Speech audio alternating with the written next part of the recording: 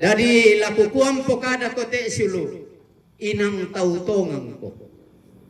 Inang tautongan ko. Ya tu disanga tautongan menurut pendapatku. Satu, tonoka dibaya empo kada apa tangtongan. Kedua, tumurain nakui kelebihan orang lain. Ketiga, mau mengakui kesalahannya. Ia mau tautongan untuk ke menurut aku.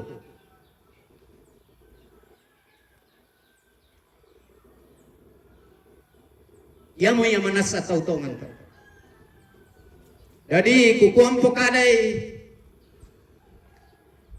kumua denno upa sulu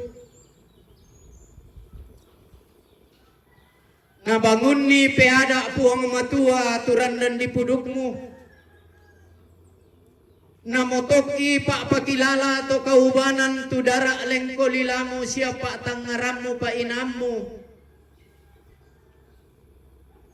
anayate allo lamu patulako kulla amuran delulangan ammu ma'ga marapindan ammu messa ada bombongan susi misa anak tongkonan.